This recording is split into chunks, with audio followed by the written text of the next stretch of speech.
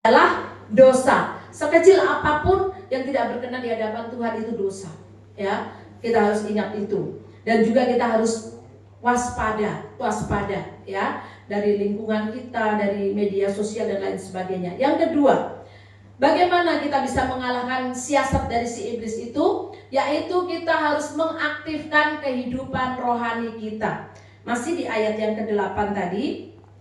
Tapi bagian yang pertama di sini dikatakan sadarlah dan berjaga-jagalah. Sadarlah dan berjaga-jagalah.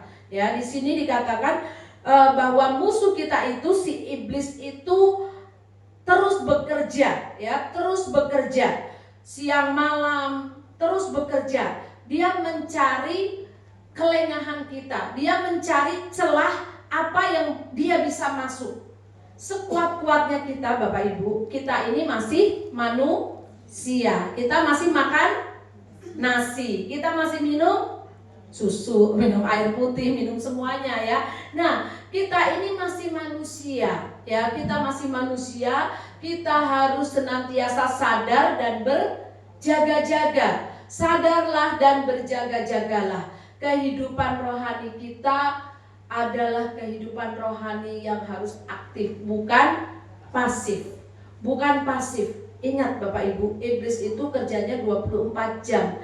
Kalau kita nggak mengaktifkan kehidupan rohani kita dengan sadar dan terus berjaga-jaga, maka dengan mudah iblis akan menelan kita. Tadi dikatakan seperti singa yang mengaum-ngaum mencari orang yang dapat ditelan, ya. Kalau kita lengah, kita tidak berjaga-jaga, dengan mudah iblis akan menelan kita. Dengan mudah kita akan masuk ke dalam perangkap dari si iblis. Karena itu kita harus terus sadar dan berjaga-jaga, ya. Kita harus sadar dan berjaga-jaga. Bagaimana caranya supaya kita terus sadar dan berjaga-jaga? Matius 26 ayat yang ke-41.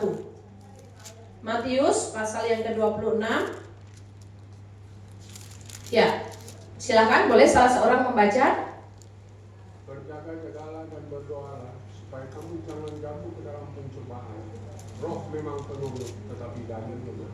Iya, sadarlah dan berjaga-jagalah supaya kamu jangan jatuh ke dalam pencobaan. Nih perlu kita garis bawahi. Roh memang penurut, tetapi daging lemah. Ketika kita mendengar firman Tuhan, kita dalam hati kita, ya, dalam seluruh kesadaran kita, kita mau melakukan firman itu. Tapi kita juga harus ingat, roh memang penurut tetapi daging lemah, ya. Daging kita ini kalau dicubit masih sakit, betul? Kalau kita diinjek masih sakit. Ya, roh memang penurut tetapi daging lemah. Itulah sebabnya kita harus senantiasa berjaga-jaga. Jangan pernah ada di antara kita merasa kita kuat. Ya, jangan pernah ada di antara, oh aku kuat, aku sudah doa 24 jam, aku sudah doa puasa mungkin 30 hari, 30 malam. Tidak ada manusia yang kebal dengan dosa. Ingat, tidak ada manusia yang kebal dengan dosa. Sekuat apapun kita masih harus terus berdoa dan berjaga-jaga. Ingat murid-murid Tuhan Yesus ketika di Taman Getsemani, ketika mereka diajak oleh Tuhan Yesus untuk berdoa, ya, Tuhan membutuhkan mereka. Itu murid-murid yang rank 1 lah, katakanlah, yang sering selalu bersama-sama dengan Tuhan Yesus. Betapa hebatnya mereka Tuhan Yesus kemana mengadakan mujizat, mereka selalu ada. Mereka menyaksikan dengan mata kepala mereka sendiri. Tentunya apa? Mereka yakin 100% akan kuasa Tuhan. Mereka tentunya tahu siapa Tuhan Yesus itu. Tapi ketika diajak berdoa di dalam Taman Getsemani itu, apa yang terjadi?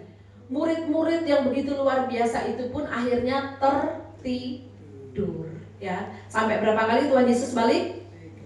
3 kali balik lagi, murid-muridnya tidur. Balik lagi tidur, balik yang ketiga lagi, tambah pules lagi mereka. Itu menunjukkan bahwa siapapun di antara kita tidak ada yang kebal dengan dosa. Di antara kita semua memiliki kelemahan, ya. Seperti murid-murid pada waktu itu, mereka tertidur. Begitu juga dalam kehidupan kita, seringkali dalam tanda kutip kita juga tertidur. ya, kita tertidur. Kita harus mengaktifkan kehidupan rohani kita, Bapak Ibu Saudara. Kalau Bapak Ibu sekarang musimnya kan semua kalau bangun pagi-pagi semua pegang HP, di setel apa Bapak Ibu? Alarm, ya, alarm. Ketika alarm itu berbunyi, itu sebuah peringatan, itu sebuah tanda. Begitu juga dalam kehidupan kita. Kita perlu ada alarm dalam hidup kita sehingga kita bisa membedakan, oh mana ini kehendak Tuhan, ini tidak berkenan di hadapan Tuhan. Itu butuh tanda. Tandanya apa? Ya tandanya kita harus membangun hidup rohani kita, diaktifkan lagi. Jangan dibiarkan tertidur, jangan dibiarkan kehidupan rohani kita mati. Sekali kita nggak ke gereja, biasa saja. Besok aja deh, besok minggu depan lagi.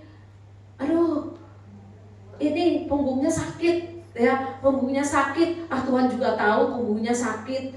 Dah, nggak ke gereja lagi. Next lagi, minggu depannya lagi, ada aja terus itu akan terus terjadi. Bahkan sampai akhirnya kita menganggap hari Minggu tidak perlu ke gereja. Itu siasat dari iblis. Maka dari itu ingat, kita harus terus aktifkan kehidupan rohani kita. Siapa yang mengaktifkan? Ya kita sendiri. Kita harus bangkit, kita harus bangun dari tidur kita. Dengan cara apa?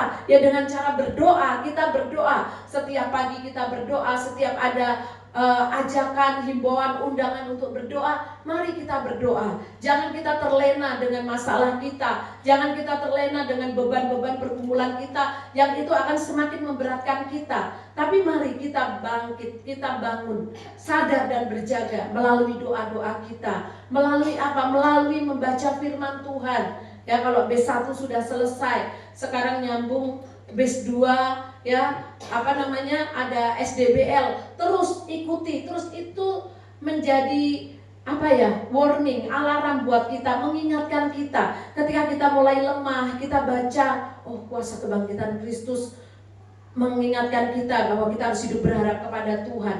Itu hal-hal yang bisa membangunkan rohani kita. Mari Bapak Ibu, waktunya sudah singkat. Kita tidak pernah tahu berapa lama Tuhan memberikan kesempatan kepada kita untuk hidup. Inilah waktunya, inilah saatnya. Iblis terus bekerja, aktifkan kehidupan rohani kita. Yang sudah mulai tidak berdoa, mari kita bangun doa kita. Yang sudah mulai lemah tidak membaca Alkitab, mari kembali bangun baca Alkitab.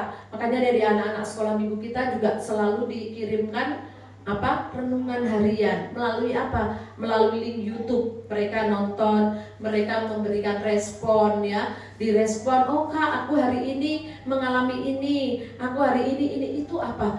Salah satu cara untuk mengaktifkan kehidupan rohani anak-anak kita. Begitu juga kita yang sudah dewasa ini, mari kita terus aktifkan kehidupan rohani kita. Karena hari-hari ini sangat perlu Bapak Ibu, ya. Jangan sampai kesibukan kita, rutinitas kita membuat kita, rohani kita menjadi menurun dan bahkan akhirnya mati. Ya, seperti di rumah sakit, langsung tahu habis, ya. Jangan sampai kalau sudah ada tanda, Tuhan, aku sudah mulai gak berdoa lagi. Bangkit, aku mau bangkit lagi Tuhan, aku mau berdoa lagi Tuhan. Itu yang harus kita lakukan Bapak Ibu. Jadi jangan pernah menganggap rohani kita yang biasa-biasa, yang suam-suam dan akhirnya mati itu biasa. Jangan. Mari kita ingatkan kalau ada saudara kita, teman kita yang biasa doa pagi rajin, udah gak doa pagi lagi. Yang biasa rajin datang ibadah tengah minggu, gak ibadah lagi. Mari kita terus satu dengan yang lain saling mengingatkan. Kita mengaktifkan kehidupan rohani kita, baik dengan berdoa, dengan baca firman, dengan beribadah, dan juga kita harus peka dengan suara Roh Kudus. Ya, kita harus peka dengan suara Roh Kudus.